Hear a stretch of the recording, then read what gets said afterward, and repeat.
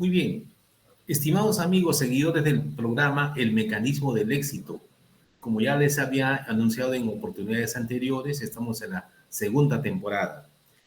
Para mí es muy grato el día de hoy poder tener a un profesional de muy alto nivel en el medio nacional y conocido también internacionalmente.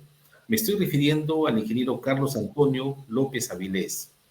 El ingeniero Carlos Antonio López Avilés es ingeniero civil titulado en el año 1978 por la Pontificia Universidad Católica del Perú, expresidente del Centro de Arbitraje del Consejo Departamental del Colegio de Ingenieros del Perú. Actualmente es asesor independiente en temas contractuales de obra, así como en peritajes, arbitrajes y Junta de Resolución de Disputas JRD, Dispute Adjudication Board, como método de solución de controversias contractuales, tanto bajo normatividad local como internacional. Él es desde diciembre del año 23, preside la Sociedad Peruana de Derecho y Construcción. Esta es la hoja de vida de este colega a quien, digamos, conozco desde hace un muy buen tiempo y lo he invitado al programa para tratar un tema que es de suma importancia, vigencia y además que tiene lamentablemente, vamos a llamarle, se ha convertido en una enfermedad en nuestro país. Algo así como nos agarró el COVID, digamos, este asunto de las obras paralizadas es un tema que tiene muchos años y realmente no se logra que el país, vamos a llamarle, dé solución a este problema. El tema que vamos a tratar con Carlos es el impacto de las obras públicas paralizadas en el desarrollo nacional. Carlos, muy buenas noches. Muy buenas, ¿cómo estás? Bien, Rubén, muchas gracias por la invitación, gracias por tus generosas palabras. Correcto. Entonces, Carlos, este tema, tú, digamos, yo quisiera que nos des a todos los televidentes tu primera percepción sobre lo que representa las obras públicas paralizadas en el medio nacional, en lo que es la inversión y el impacto que este problema complejo, problema público complejo tiene en el país. ¿Cuáles son tus impresiones, por favor, para Bien, iniciar? como señalas con acierto, este es un problema complejo que tiene muchas causas distintas, muchos efectos distintos. Claro, el efecto importante y evidente es que no tanto el hecho de que haya un monto de dinero que no se invierte, sino que hay un servicio que no se presta, o una carretera que no actúa, o un hospital que no funciona. Tenemos que tener presente que el objetivo de una obra pública no es la obra en sí misma, sino el servicio y el beneficio que esa obra va a prestar a todos los usuarios que son la población. En ese sentido, cualquier obra que se paraliza y que no se termina, evidentemente no entra a funcionar y por lo tanto hay una demanda insatisfecha, una necesidad insatisfecha en la población. Y ese es en realidad el verdadero impacto social de las obras públicas que se paralizan.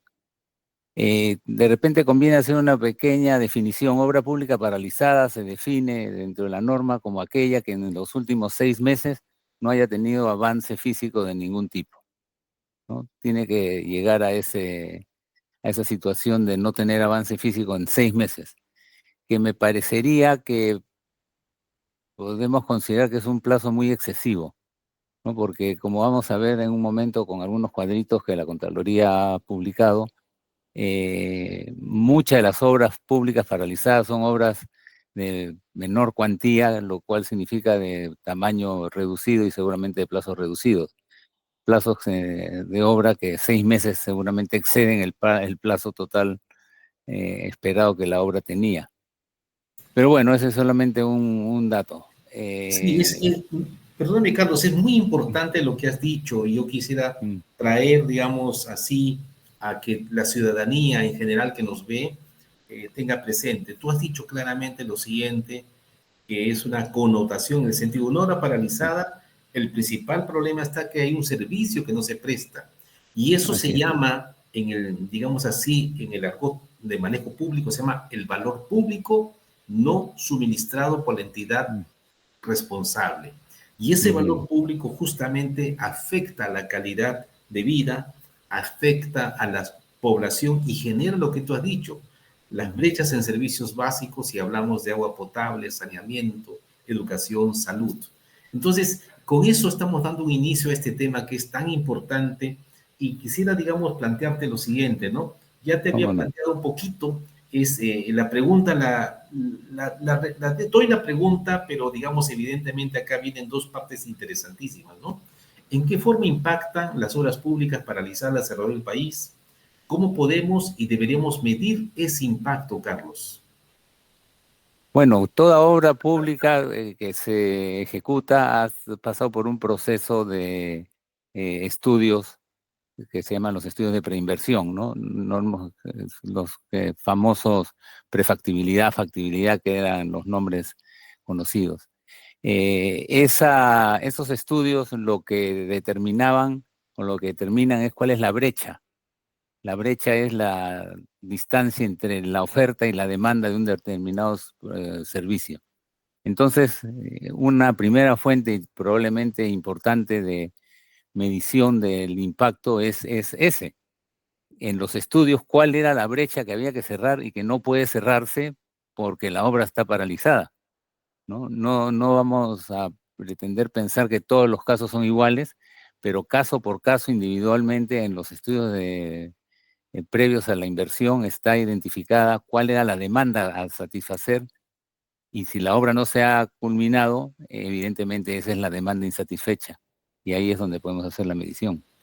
Excelente. Entonces, esa medición, que aparentemente es una cosa conceptual, es bastante clara y se Mm, puede medir de una manera cuantitativa. Entonces, y mm. ahora el problema principal está de que en un momento de incertidumbre que nos manejamos en este momento en el país, y si le agregamos lo que tú has dicho, evidentemente van dos cosas. Entonces, por lo Ujú. tanto, es que la población pierde, digamos, confianza en quienes, estimado Carlos.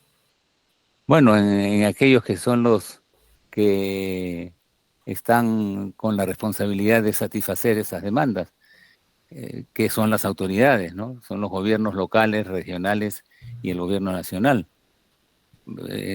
Las obras se hacen con la plata de la gente, con nuestros impuestos. Entonces, si nosotros pagamos impuestos y no se satisfacen nuestras demandas, nuestras necesidades de servicios, y algunos de ellos que son básicos, ¿no? Como puede ser agua, salud, educación, transporte. La población tiene que sentirse pues afectada. Dice, yo pago mis impuestos, pero no recibo nada a cambio.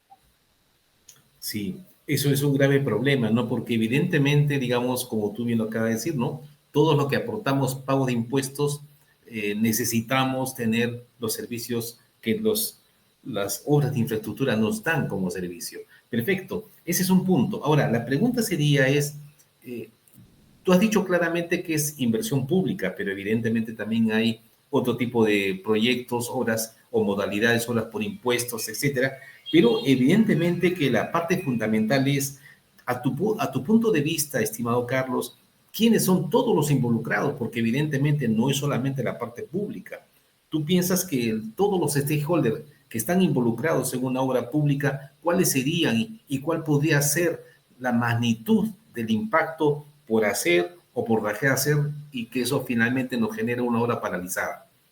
Correcto, ese es un tema muy interesante, Rubén. Yo lo he analizado bastante cuando he visto esta problemática en el desarrollo de mi actividad profesional. Muchas veces se cree equivocadamente que los stakeholders, digamos, el concepto del stakeholder es todos aquellos involucrados o que de alguna manera tienen una participación en el tema, como si fueran solamente la entidad contratante y el contratista, y no es así, es muchísimo más amplio que eso. Los participantes, los involucrados en la ejecución de una obra pública son mucho más que el contratante y el contratista. Y, por ejemplo, intervienen los organismos reguladores, la, la población, los gobiernos regionales, si es que tienen que dar licencias, los proveedores, los subcontratistas, eh, todos aquellos que de una u otra manera se vean afectados, ¿no? Eh, Solamente por poner un ejemplo, muchas veces estas obras paralizadas se paralizan por falta de dinero y el contratista se queda debiéndole a sus trabajadores, se queda debiéndole a sus subcontratistas, se le queda debiéndole a sus proveedores. Y muchas veces estos proveedores, estos subcontratistas son pequeñas empresas que han dado un servicio a un contratista y de repente se ven que el contratista no les va a poder pagar o no les va a pagar porque la obra se ha paralizado. Evidentemente, una obra paralizada, el contratista no cobra y al no cobrar no va a tener dinero. Y entonces, como yo a veces le decía a mis alumnos, al final quien paga la cuenta, al final quien paga la cuenta no es el contratista en sí mismo, sino el proveedor, el subcontratista, la señora que le daba menú a los obreros, el que les alquilaba la camioneta, el que les proveía de cemento, el que les vendía el ladrillo, ¿no? Lamentablemente la cadena de pago se trastorna y al final, repito, quien paga la cuenta es el más desfavorecido, ¿no? Sí. Ahora, Carlos, acá se van sumando, mira, al comienzo dijimos, tú lo has dicho de una manera muy Mm. clara, de que el impacto es el servicio que no se brinda. Pero en Ujú. este caso, ya con lo que acaba de decir, en la manera del impacto va creciendo. Entonces, la pregunta está, si nosotros pensáramos, no es que pensáramos, debemos darle una solución a este problema complejo. La pregunta está, ¿cómo podemos encarar esto, estimado Carlos? ¿Y qué instituciones o, digamos así, agentes, organismos, público-privados Mm. estaríamos involucrados en una solución de este problema o por lo menos el inicio de un análisis integral para poder tratar de encaminar un plan de solución a esto? ¿Cómo lo ves eso, estimado Carlos? Es bastante complejo, se necesita mucha información de primera mano. Vamos a ver unos cuadritos en un momento. Eh, pero sobre todo se necesita mucha decisión, ¿no? Las cosas no se hacen simplemente porque alguien quiera, sino que tiene que haber una decisión de efectivamente hacerlas. Y lamentablemente eh, existen o se dicen ideas como, digamos, como banderas que se identifican causas y que no son realmente las causas principales. Seguramente muchos de los que nos están escuchando han oído que dicen, bueno, las obras se paralizan porque los expedientes técnicos son muy malos, ¿no? O porque hay arbitrajes, o porque hay controversias. Pero vamos a ver en los cuadros que la propia Contraloría prepara. Voy a presentar los cuadros que la Contraloría ha preparado Y en bueno, octubre de este año, o sea, perfecto, hace perfecto, Carlos, 2 meses, adelante entonces. donde se va a ver efectivamente que no, las cosas no son como se piensan. Entonces, mientras no conozcamos la causa real del problema, no vamos a tener forma de poderlo abordar y atacar, porque probablemente vamos a estar curando o atacando síntomas y no las causas, ¿no? Si me Exacto. permiten. Adelante, por favor, Carlos.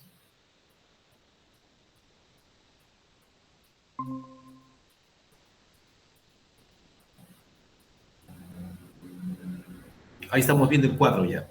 Muy bien. Entonces acá lo que vemos, eh, permítanme, a octubre teníamos, perdón, al 30 de septiembre, el cuadro fue presentado en octubre, 2.648 obras paralizadas Correcto. por una inversión pendiente de 19.000 millones de soles.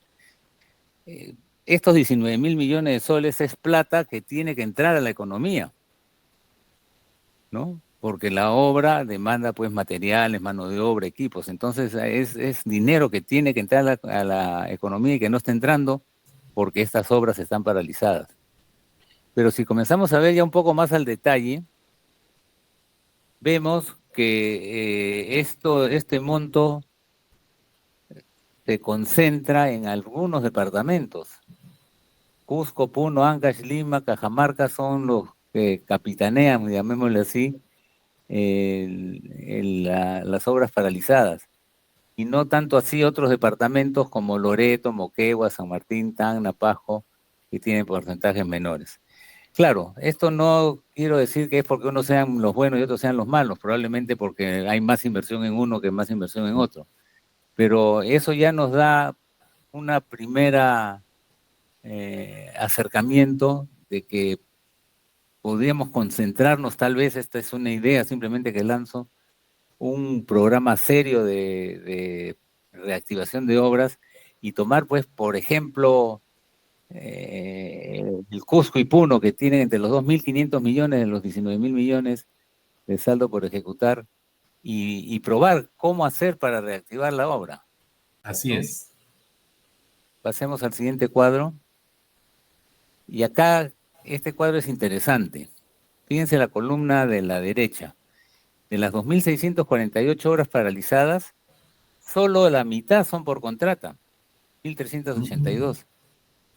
La otra mitad son obras que hace el propio Estado, bajo las distintas modalidades, ¿no? Sobre todo administración directa y por núcleo ejecutor. Porque ya obras por impuestos y las APPs no son más que 10 obras de las 2.600. Claro. Pero casi el 50% de las obras paralizadas no son obras que tienen un contratista, no han sido contratadas a un tercero. El propio gobierno local o regional las ejecuta. Entonces, comenzar a buscar soluciones solamente bajo la ley de contrataciones, porque si uno lee la exposición de motivos de la nueva ley de contrataciones, y sobre todo en la parte de solución de controversias, eh, enfocan como que solucionando el tema de la contratación se soluciona el tema de las obras paralizadas. Y este mismo cuadro de la Contraloría nos demuestra que no es así. Ahora, si bien en monto, en cantidad de obras son la mitad, las obras contratadas, si ya vamos a ver monto de dinero, son pues muchísimo más, ¿no? Pero es importante ver el número de obras paralizadas. ¿Por qué? Porque una por una tienen que intervenirse, independientemente del monto que esté paralizado. Entonces, el esfuerzo de poder reactivar 1.380 obras de contrata o 1.228 obras de administración no es poca cosa. Pero Este sigamos cuadro, viendo. perdón, cuadro, Sí. Carlos, este cuadro es sumamente importante porque, Mm, mira, acá yo creo que también esas obras por la misión directa tienen que ver mucho con el populismo de los, digamos, de gobernadores, alcaldes, que es deciden correcto. hacer eso, que decidan esa manera para Mm, pagar, digamos, los votos que han recibido y así. lamentablemente la administración no se lleva correctamente y encima tenemos obras paralizadas que al final los costos van a ser a lo mejor mucho mayores que si se hubiera hecho por licitación. Así es. Y también ha existido, pienso yo, vamos a usar el término, una desidia del gobierno en general, en el caso de las obras por administración directa. Recientemente, creo que en este año o el año pasado, no estoy muy claro, se modificó la directiva que regulaba las obras por administración directa, que provenía pues de fines del siglo pasado, del año ochenta y tantos.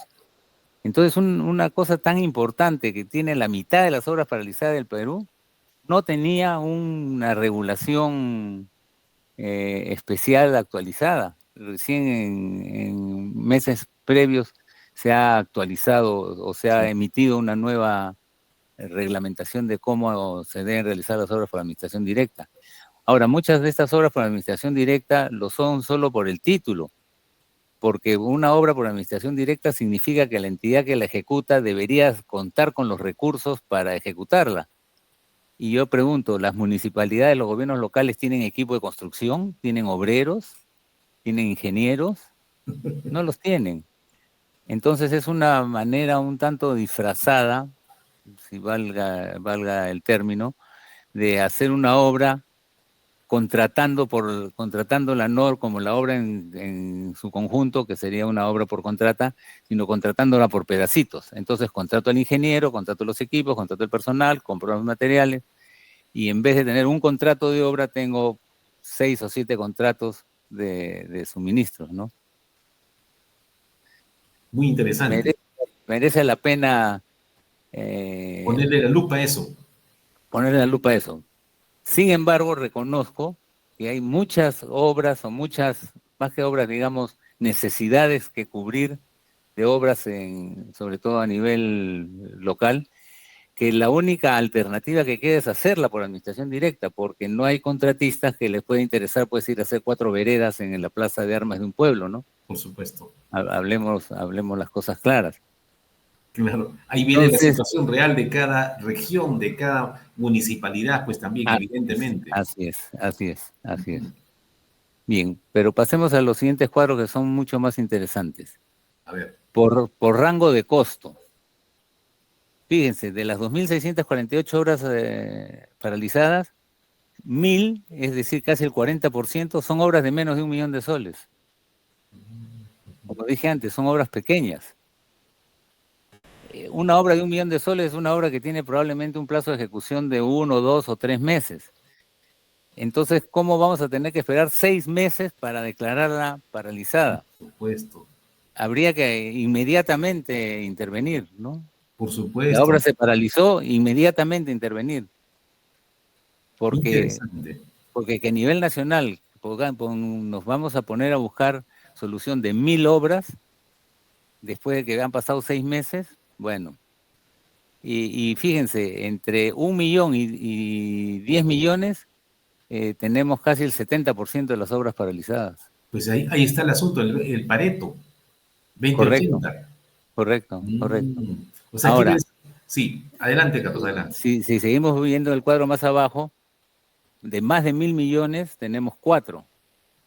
Claro, esas 4 significa el 20% del total, ya si hablamos en dinero, ¿no? El dinero. Pero intervenir en 4 obras, digamos, no va a ser fácil, sin duda, pero no es lo mismo que intervenir en 1.000 obras, ¿no? Pero claro.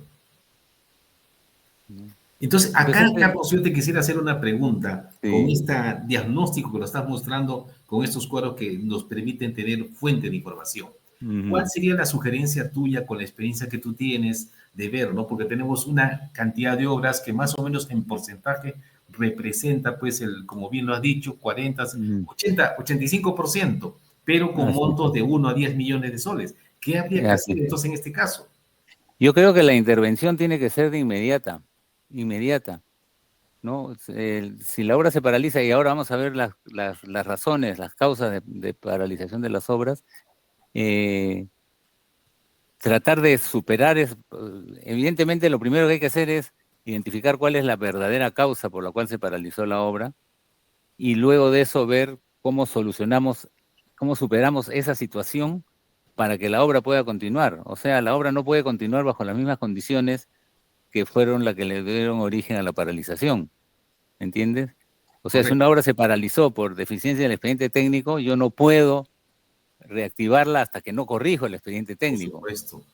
¿no? Entonces, una rápida identificación de la causa, una rápida corrección de la causa y una inmediata continuación de la obra, ¿no? Qué Pasemos bueno. para ver el siguiente cuadro, que es muy importante.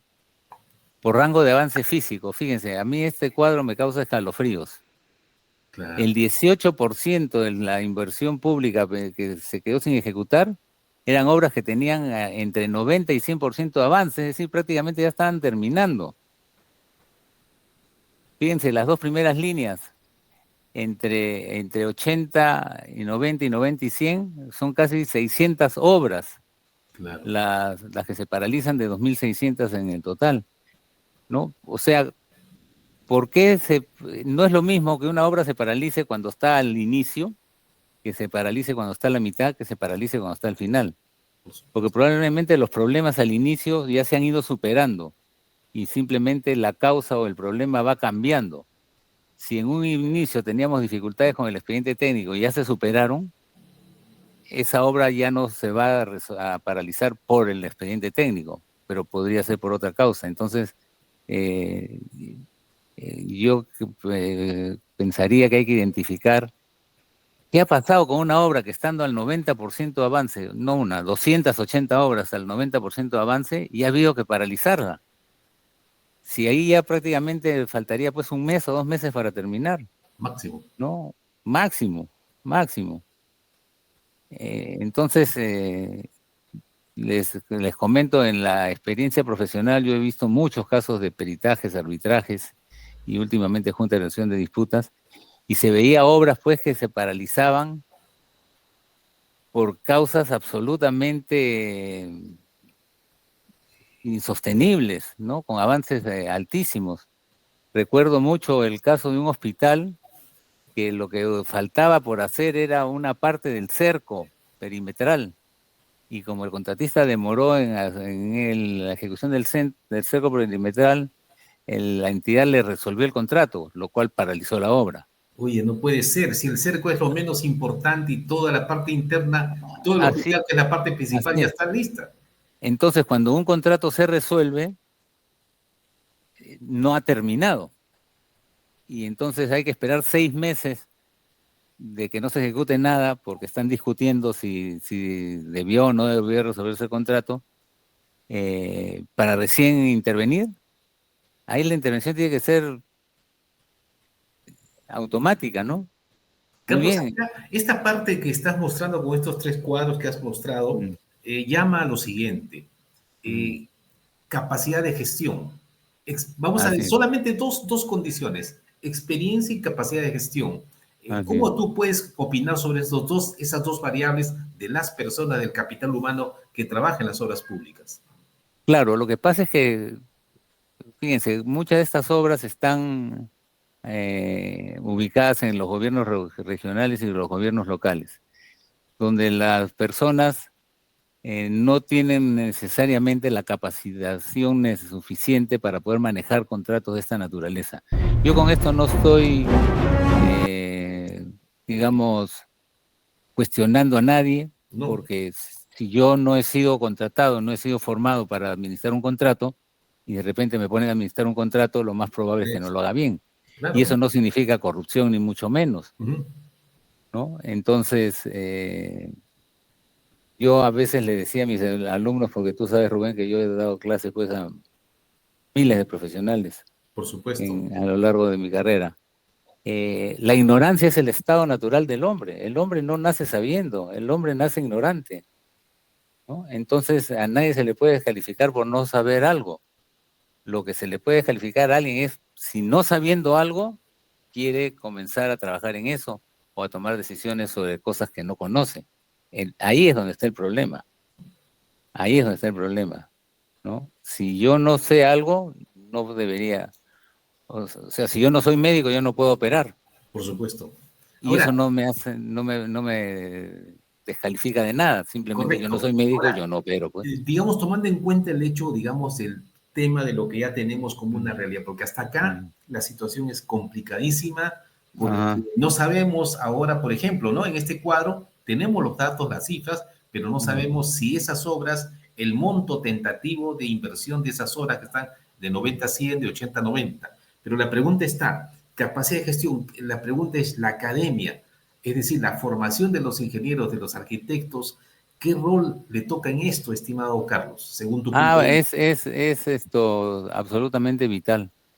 En un evento que hubo en el Colegio de Ingenieros hace unos meses que me invitaron a dar unas palabras, discutían la calidad de los expedientes técnicos, ¿no? Que sí, que hay muchas deficiencias, que pagan poco, es que se acostumbran a copiar y pegar, en fin, todas las cosas que se mencionan alrededor de esa problemática de los expedientes técnicos, que vamos a ver en el cuadro siguiente, no es tan dramática sobre este tema de las obras paralizadas.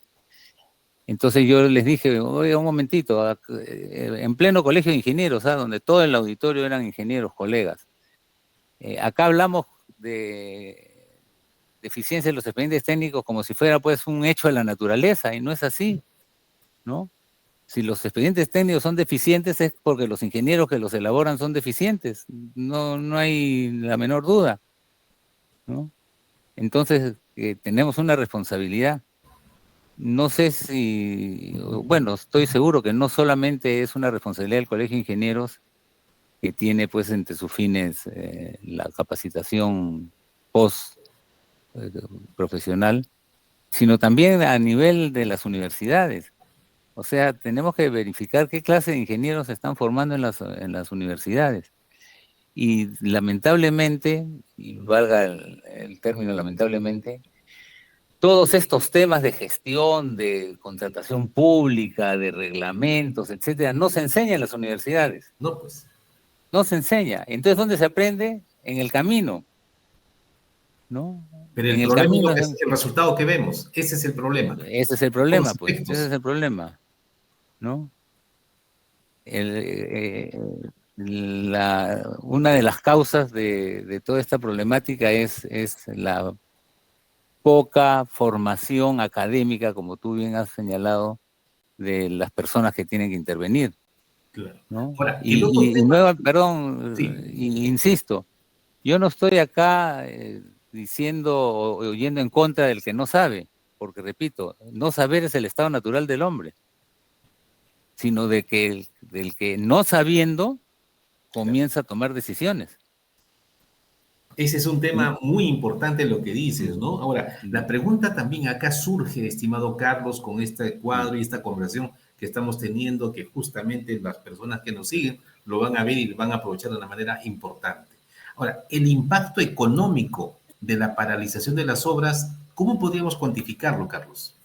El Bueno, impacto económico. acabamos de ver en el cuadro anterior que teníamos un saldo por ejecutar de 19.000 millones. Repito, esa es plata que tenía que haber entrado a la economía, ¿no? O sea, ¿cuántas personas han dejado de recibir parte de esos 19.000 millones que eran por materiales, por equipos, por servicios que se prestan, ¿no? Pero permíteme pasar al siguiente cuadro que creo que es A el ver, más interesante de todos. correcto. ¿Por qué se paralizan las obras?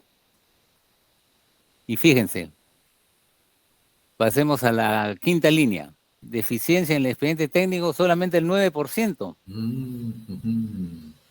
Solo el 9% de las obras paralizadas es por deficiencia en el expediente técnico. Datos de la Contraloría. Y solo representan el 4.7% del saldo de inversión por ejecutar. Y sin embargo, en los corrillos de todas partes se dice que la deficiencia en el expediente técnico son la principal causa de paralización de las obras. Y este cuadro nos demuestra que no es así. No estoy defendiendo a nadie, solamente estoy exponiendo datos Esto. que están acá puestos por la Contraloría. Estos cuadros, todos estos cuadros son producidos por la Contraloría, todos los meses los publican. Entonces, fíjense, problemas de arbitraje, que siempre se ha dicho, no, que los arbitrajes, ¿dónde estamos? Discrepancias, controversias y arbitrajes, la tercera línea, solamente son el 12% de las obras paralizadas. Casi el 50% es por incumplimiento de contrato o por falta de recursos financieros y liquidez.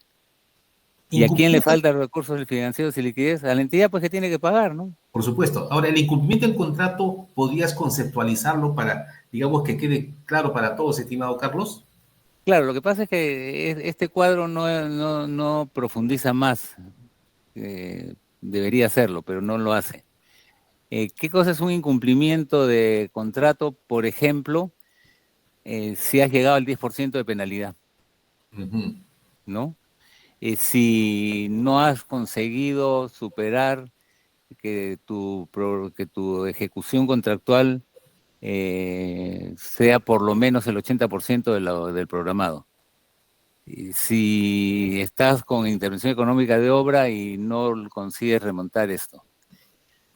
Pero todos estos son, digamos, asuntos o temas que a mi juicio, y creo que la norma me lo respalda, no significan necesariamente la resolución del contrato, ¿no? Vayamos a ese contrato que tiene 90 o 95% de avance, el del cerco, ¿no? Alguien dijo, como ya tú llegaste a incumplir tal cosa, tal cláusula del reglamento o de la ley o del contrato, entonces te resuelvo el contrato. Cuando en ningún sitio dice que se tiene que necesariamente resolver el contrato. Nada impide decirle, bueno, pues sigue hasta que termines y tu penalidad será la máxima, Claro. pero termina, ¿no? Aunque sea con penalidad. Entonces, detrás del título incumplimiento del contrato pueden haber muchas situaciones. Esos son el 24% de las obras paralizadas, que no es poco. Pero vayamos a la última línea. Otros. son 9% y está todo metido en un solo paquete, ¿no? No imprevista, no terribles a otras partes, entre otros. Pero lo cierto es que probablemente se está poniendo la puntería en los asuntos que no son los más importantes. Falta de recursos financieros y liquidez, ¿no? ¿Cómo se puede quedar un contratista con falta de recursos financieros y liquidez si es que se le paga a tiempo las valorizaciones, etcétera? Claro. Lo que sucede es que hay tantas normas que cumplir, enrevesadas, difíciles, que toman tiempo, ¿no? Que hacen que los contratos se extiendan en el tiempo, pero el monto del contrato sigue siendo el mismo, ¿no? Y entonces el flujo de caja, el flujo de ingresos del contratista se deteriora, ¿no? Entonces, si el contratista no recibe pago en el momento adecuado, entonces se va a ver como una falta de liquidez, Claro. porque los contratistas en general, los consultores, ninguno es beneficencia del Estado. El Estado te contrata bajo un contrato que tú haces y yo te pago. Pero si lo ponemos en la situación, tú haces y yo no te pago, entonces, ¿qué cosa se genera? Falta de recursos financieros y liquidez, ¿no? Fíjense, abandono de obra 11%. ¿Por qué pueden abandonarse 292 obras? Lamentablemente este informe de Contraloría no profundiza por qué se abandonó la obra, pero sin embargo ya nos da un buen indicativo, que por abandono de obra es más que por deficiencia del expediente técnico. Claro. Y disponibilidad de terreno solamente está del 3%. Y mucha gente dice, no, por disponibilidad de terreno, conflictos sociales tampoco no es gran cosa, 3%. El clima 3%, licencias 2%. Entonces, este cuadro nos enseña o nos indica dónde hay que poner la puntería, ¿no? Y no es lo mismo tomar una decisión de cómo resolver temas de incumplimiento de contrato que cómo resolver temas de deficiencia de expediente técnico. Por Cada supuesto. uno tiene una forma distinta de abordarse, ¿no? Correcto. Carlos, yo quería precisar un poco la connotación de la pregunta que te hice del impacto económico. En Uh-huh. el cuadro anterior, tú dijiste Sí. claramente y se ve en el cuadro que el dinero, que esos 19 mil millones de dólares, Ah, perdón, de soles. de soles que no Acá se está. incorporan a la economía, ese es un problema grave. Pero el otro Así es. problema está que si las obras están paralizadas, y tú mismo lo has dicho, Mm. recién en 6 meses se podría hacer algo, pero ese tiempo genera un costo económico al país. Ah, pero por Ya. supuesto, por Entonces, supuesto. quería, digamos, que expliques esa parte, cómo podríamos cuantificarla, por favor, Carlos, al menos los elementos que cubren, porque yo te comento, ¿no? El Hospital Lorena, que es del Cusco, yo soy cusqueño, Mm. se Mm. resolvió la obra y creo que ha Mm. tenido como 6 7 años de obra para Mm. realizar el hospital ahí, la obra que está. Entonces, la pregunta es, ¿cómo cuantificamos el hecho de reactivar el tema del inicio de la obra, por favor, Carlos? Yo te diría, Rubén, que no es nada fácil y además que hay muchas variables y muchas situaciones distintas, ¿no? Pero si quisiéramos hacer un listado, podríamos empezar por lo siguiente. Si esa obra, el Hospital Lorena que tú mencionas o cualquiera, si hubiera terminado en su momento, hubiera tenido un costo. Pero si ha estado paralizada y la vamos a terminar 6 años después, como es el dato que tú acabas de dar, va a costar más, ¿no? Entonces ahí ya tienes un indicador de una diferencia. Si cuando yo paralicé la obra faltaban, por decir, 500 millones de soles por ejecutar, cuando ejecute el saldo de obra no me va a costar 500 millones de soles. Probablemente me costará 600 o 700. Ujú. Ahí ya tienes un impacto, ¿no? Pero no solo eso, sino que durante el tiempo que esa obra no estuvo en servicio, de alguna forma la gente tuvo que brindar el servicio a un mayor costo o los ciudadanos tuvieron que procurarse la salud a un determinado costo. Yo creo que eso también debería entrar en Sí, tomarse en cuenta en las ecuaciones. O sea, no solo cuánto más le va a costar al Ministerio de Salud o al Ministerio de Transporte de hacer la obra, sino cuánto más gasta la gente Por supuesto. los usuarios, por el hecho de no tener una obra. Y probablemente solamente ese dato sea suficiente para justificar que haya que terminar la obra a un costo mayor sin tener que estarse preocupando. O sea, si solamente vemos cuánto más costó la obra y no tomamos en cuenta cuánto más gastó el público por no tener la obra, ¿no? Hay que ampliar el rango de los cálculos, ¿no?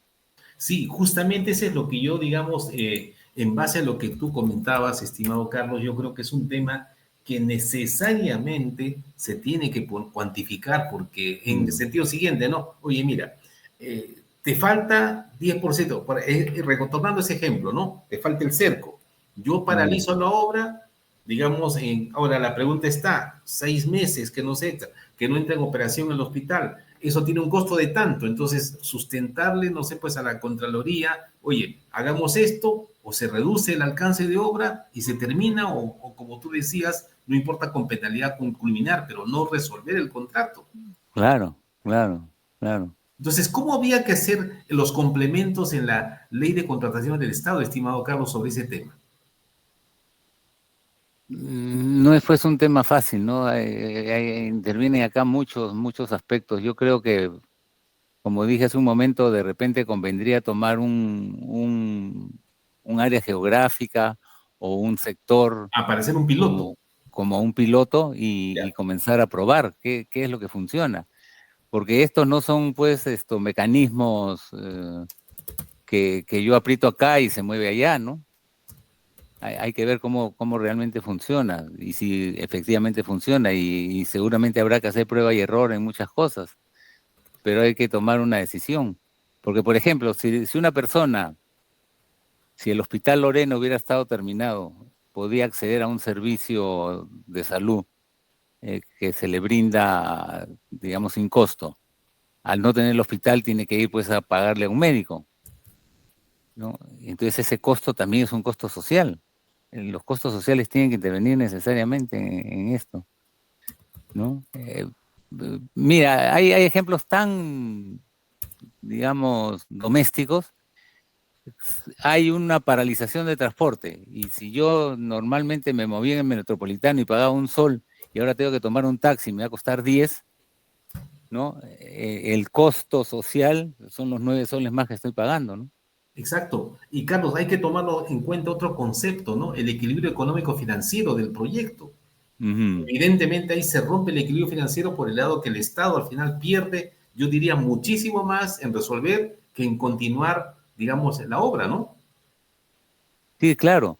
Además, hay gente que cree, equivocadamente, dice, bueno, este contrato era de 100 millones. Se resolvió el contrato cuando estamos en 75 millones, entonces el saldo va a costar 25. No, señores, el saldo no va a costar 25. Probablemente el saldo cueste 50, ¿no? Entonces, como te digo, pero cada situación de estas va a depender de la causa que ocasionó que la obra se paralizara. Entonces, regresemos a la tabla 9. Si, digamos, en los corrillos públicos vamos a decir, no, las obras, los expedientes técnicos son muy eficientes, esa es la causa, entonces pongamos todas las baterías en que los expedientes técnicos sean correctos, estamos resolviendo pues el 9% del problema, nada más. Así es. Entonces la situación, digamos, acá se torna todavía con un mayor nivel de complejidad y Mm. lamentablemente por lo que estamos comentando ahora, no tenemos una legislación ni un manejo técnico para esos escenarios de obras paralizadas y retomar ese saldo de obra. Por lo menos las ideas de cuantificación, ¿no? Del impacto. Es correcto, es correcto. Muchas veces las entidades entran en problemas para poder superar la situación que dio origen a la paralización de la obra y por eso es que no la pueden reactivar, ¿no? Y el Conforme. hecho, y por ejemplo ahora también mucha gente dice, y vuelvo a repetir equivocadamente, dice, no, pero ahora existe la Junta de Resolución de Disputas o la Junta de Prevención y Resolución de Disputas o los dispute boards en los contratos FID y Connect, ¿no? Entonces ya se acabó el problema, con eso solucionado, ya no va a haber obras paralizadas. Error, si la mitad de las obras paralizadas son por administración directa, ahí no hay junta de resolución de Correcto. disputas, ahí no hay DAPS, no hay nada. Conforme. Carlos, vamos a hacer un pequeño intermedio rápido, ¿Cómo no? por favor, y de ahí nos avisa Omar para ingresar. ¿Cómo no? Con todo gusto.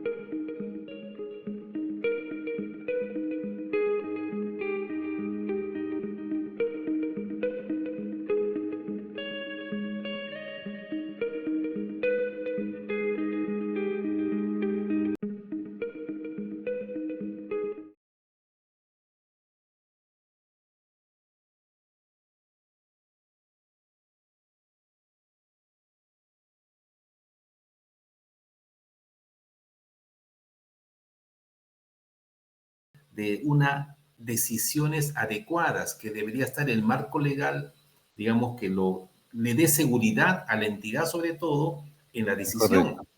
Oye, ¿qué hago? ¿Resuelvo o continúo, pero bajo qué condiciones? ¿Y quién me respalda en la decisión que yo voy a tomar? Y la Contraloría, ¿qué tenía que hacer en este caso, estimado Carlos? ¿Cómo ves ese tema tan importante que surge con esta entrevista que estamos haciendo? Bien, el tema Contraloría es un tema muy interesante de analizar. La Contraloría tiene varios roles, un rol, digamos, de acompañamiento, que últimamente ya lo está desarrollando, porque por mucho tiempo la Contraloría solamente esperaba que te cayeras para decirte por qué te caíste. Ahora más bien la Contraloría te dice, oye, por si acaso hay un hueco, no te vayas a caer, pero no te agarra tampoco para que no te caigas, ¿no? Simplemente te avisa, ojo que hay un hueco, pero si te caes, eh, ya veremos. La cosa es poderle dar más, digamos, discrecionalidad al funcionario y no tanto estar encima de él para buscar por qué se equivocó, porque todo el mundo se puede equivocar y eso no significa que uno sea corrupto, que uno sea delincuente ni nada, ¿no? ¿Lo premian a alguien por hacer las cosas bien? No, porque le dicen, no, ese era tu trabajo. Sin embargo, al menor error lo persiguen y lo persiguen despiadadamente y por años, con procesos judiciales, etcétera. Entonces, por eso los funcionarios se sienten sin poder para poder tomar decisiones, eh, como yo llamo, fuera de la caja, ¿no? Existe una idea, yo no soy abogado, soy ingeniero, pero escucho mucho decir a mis amigos abogados, si no está escrito que se puede hacer, no se puede hacer. El principio general es que uno no debe hacer lo que, no, lo que está prohibido, pero para los abogados, por lo menos los que me han hablado, dice, pero si no está escrito, no se puede hacer. Pero no todo puede estar escrito, pues, Pero por supuesto, porque las leyes van detrás de la realidad. Las leyes no cambian la realidad. La realidad es la realidad y las leyes luego vienen detrás tratando de hacer regulaciones. Entonces yo digo lo siguiente, no todo es blanco o negro. Yo puedo tener en un extremo blanco y en un extremo negro, pero al medio tengo matices de gris. Pero si la norma solo me dice blanco o negro, el funcionario asume que solo puede ser blanco o negro. Pero en el intermedio pueden haber matices, como digo, matices de gris que se pueden optar sin estar saliéndome de determinados marcos. Yo no estoy diciendo de ninguna forma que no se cumplan las leyes, pero la ley no es el tótem, pues, al cual hay que rendirle pleitesía. La verdadera forma de cautelar los intereses del Estado no es haciendo solo blanco o solo negro, sino encontrando cuál es el gris que permite que la obra se termine. por supuesto, porque justamente comenzamos con el hecho de que si la obra se termina, se da el servicio para el cual está destinado, el valor Ujú. público se concreta y la Así población es. tiene confianza en la organización del Ujú, Estado. Entonces, ujú, evidentemente ahora, entonces, ¿eso qué quiere decir? Entonces, que en la ley nos dicen, oye, si no llegas al 80% de avance durante 3 meses, si no me equivoco, ahí ujú, está la condición para resolver. Pero la pregunta ujú. está, bueno, y una vez que se resuelve, ¿qué hago? Eso, Exacto. ¿Qué hago? ese es el ¿No? tema. Ujú. Eso está en gris, no está tratado. No está tratado, pues. Pudiese ser, yo alguna vez dije, por ejemplo, se interviene económicamente la obra. Cuando una obra se interviene económicamente, lo que hace el Estado es decir, bueno, ahora yo voy a controlar el uso de los fondos. Pero para eso se necesita establecer una cuenta bancaria donde se deposite el dinero de las valorizaciones. Entonces uno, el primer balance que hace es el siguiente. ¿Cuánto falta por valorizar en esta obra? 3 millones, 4 millones, esas son las valorizaciones que van a entrar. Muy bien. ¿Cuánto falta por invertir para terminar esta obra? Si fueran 2 millones, no hay problema, porque van a entrar tres, van a salir dos y el millón que sobra será plata del contratista. Claro, Pero ¿qué pasa si el contratista, por deficiencias, por falta de liquidez o por lo que sea, la obra en ese momento faltan 3 millones por valorizar, pero faltan 4 millones por ejecutar? claro. Hay una diferencia de un Grave millón. problema. Entonces, ¿qué hacen las entidades bajo las normas actuales? Dicen, entonces no se puede, resolvemos el contrato. Y yo pregunto, pero de repente resolver el contrato va a costar más Por supuesto. en toda la ecuación que el millón adicional, ¿no? Entonces alguien tiene que tomar la decisión. Bueno, va a costar 1 millón más, pongamos 1 millón más y terminemos. Porque si la ecuación es solo el contrato, no sale, pues no da. Pero si en la ecuación entra el costo social, probablemente sí da. Y luego ya se verá, pues, qué se hace para recuperar o no recuperar la diferencia. Pero esa decisión no la toma nadie bajo las normas tal como están ahora. Oye, Nadie. entonces, Carlos, pero entonces en este asunto estamos en la tierra de nadie. Lo que se necesita es alguien, pues, que realmente analice el problema en su conjunto y no por pedazos, Por ¿no? supuesto, y que aplique el enfoque sistémico y Mm, pueda plantear una solución. Ahora, entonces, mm, viene la pregunta que te quiero plantear, estimado Carlos. Ya hemos practicado y hemos revisado las obras con qué tramo de avance están y están paralizadas por monto, por región, por tipo de causa de paralización, etcétera. Entonces la pregunta que viene aquí, ¿quiénes se benefician cuando hay obras paralizadas? Yo diría que nadie se beneficia cuando hay una obra Nadie, ¿no es paralizada. cierto? Perdemos todos. Así es. Entonces, Ahora, sí, si quisiéramos ser cínicos, podríamos decir, ¿quiénes se benefician de que la gente se enferme? Bueno, la farmacia y probablemente el enterrador, ¿no? Pero eso no es el caso.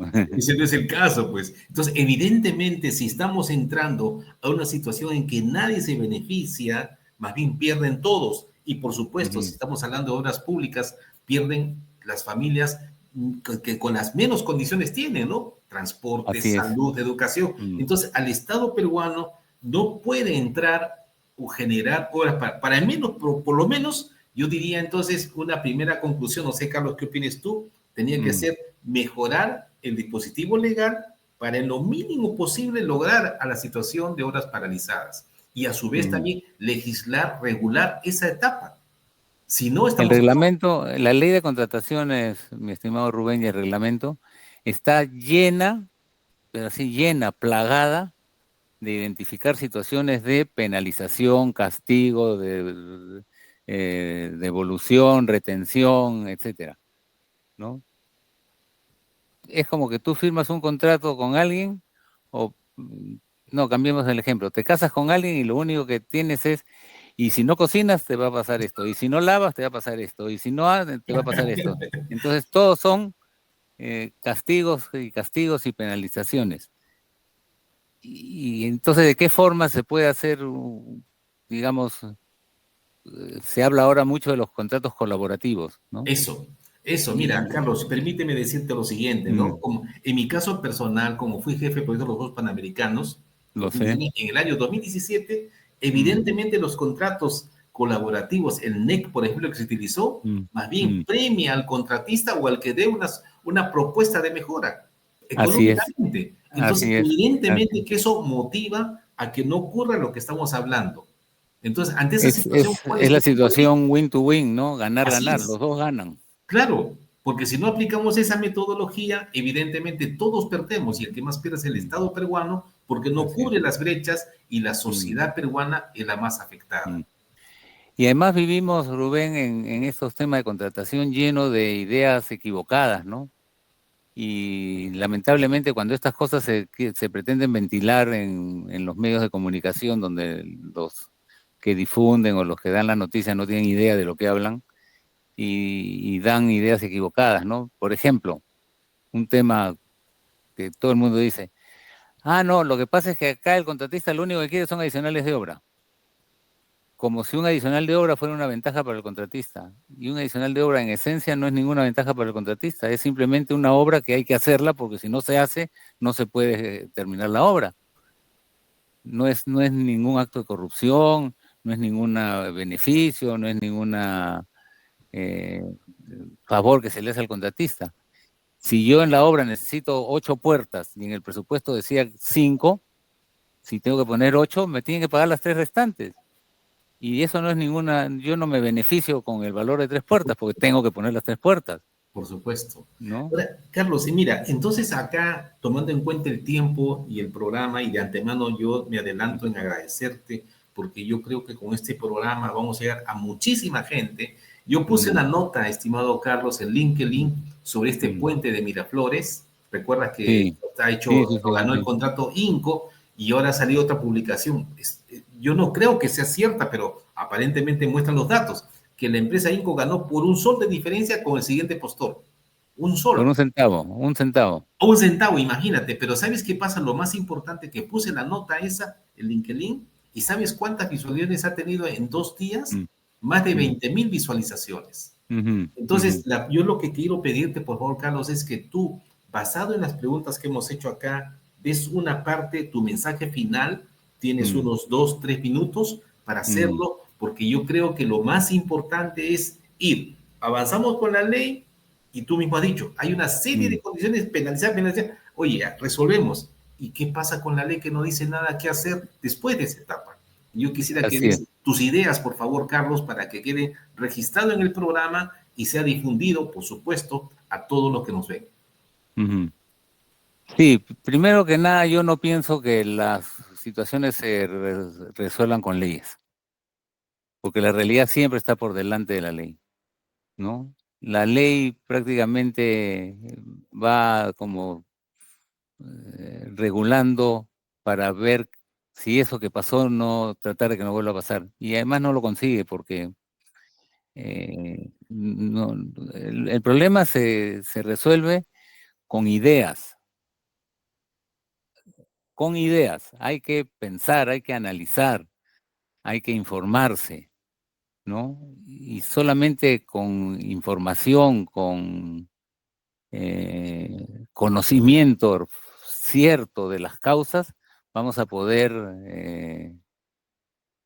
encontrar soluciones, ¿no? Pongamos un ejemplo, la medicina, ¿no? Tú no puedes, tienes una enfermedad, ese es un hecho real, pero hasta que no sepas qué es lo que lo causó, no vas a poder encontrar el remedio, porque el remedio no te va a a atacar los síntomas, te tiene que atacar la causa. Y entonces para eso tiene que haber pues una libertad de que la gente plantee ideas y además, y siempre lo he dicho, nuestra forma de legislar y la ley de contrataciones actual y la anterior y la anterior y la anterior son un ejemplo de ello, no son más que parches sobre la misma situación, Ese pero es, no van al meollo del asunto, claro. ¿no? Y yo puse una vez un ejemplo, si tengo un minuto más, Sí, en adelante, un Carlos. evento. eh, Cuando yo estudié en la universidad, y más o menos somos contemporáneos, Rubén, no me dejarás mentir, si un alumno tenía carro, era Volkswagen. Ya, si tenía mucha plata, tendría un Toyota por ahí, ¿no? Pero normalmente todos los muchachos, ¿qué cosa teníamos? Volkswagen. Claro, Y el problema del Volkswagen, o lo que no nos gustaba, es que todos los años los Volkswagen eran igualitos. El del 70, el del 71, el del 72, todos eran iguales. Entonces, ¿cómo que hacía yo para distinguir que el mío era del último modelo o distinto de los demás? Recordarás que le anchaban las llantas, le sacaban la tapa, le ponían un radiador de aceite, ¿no? Le hacían globos a los parabrisas, etcétera. 1000 parches, pero seguía siendo un Volkswagen. claro. Entonces, por más parches que le pongamos a una norma que ya ha demostrado que no está en capacidad de resolver el problema, no vamos a resolver el problema. Claro, y Carlos, acá viene una cosa muy simple y conceptual, ¿no? Una ley no puede reproducir lo que ocurre en el mundo real. No hay Ujú. forma. Lo que pasa es que si la ley pretende llegar hasta la última acento que se necesita para con eso, decimos ya, no, no, al contrario, yo creo que la ley lo que debe ser más light y dejar más a que se tomen decisiones y por supuesto con el seguimiento y el apoyo que se dé y capacitando a la gente, yo creo que Mm, podemos lograr un cambio, pero porque si pretendemos que la ley escriba todo, yo creo que estamos mm. ahí, me parece peor. No sé cuál sería tu punto de vista sobre eso, Carlos, y con lo cual Sí, terminamos el programa. sí, no, sin duda. La ley no nos va a resolver la vida, ¿no? Nosotros tenemos, la ley lo que nos tiene que dar es la cancha dentro de la cual nos debamos mover para resolver el problema. O sea, yo no puedo hacer un reglamento para que los jugadores de fútbol lo sigan el reglamento para ver si meten gol. Por O sea, supuesto. así no funciona la cosa. Ese El es el jugador tiene ejemplo que más ser, claro que has dado, ¿no? claro, imagínate que el reglamento, no, si ya dio 3 botes la pelota, entonces ahora ya tienes que patear. Y tienes que patear con el lado de afuera del pie. No, Excelente. te da el marco dentro del cual te debes de mover y adentro ya tú, cada uno juega en su cancha, ¿no? Excelente, Carlos. Ha sido una entrevista muy importante. Yo creo que vamos a ganar muchísimo con este intercambio de ida y vuelta. Y por supuesto, personalmente para mí, hay una parte que ya me ha dejado mucho más preocupado, Carlos, el hecho de que a partir de lo que diga la resolución, de ahí, ¡pum!, viene la oscuridad total. Y ese es un Así es. gravísimo problema. Mm. Gracias, Carlos. Muy Si buenos. te he dejado, si te he dejado confusiones y preocupaciones, entonces ha sido exitosa la Sí, entrevista. por supuesto. Ok, quedamos en eso. Te agradezco mucho por el tiempo tuyo, Carlos, y estamos en contacto y vamos adelante. Después por el interno haremos alguna coordinación. Muchísimas ¿Cómo gracias. no? Un placer. Cerramos el programa entonces, Omar.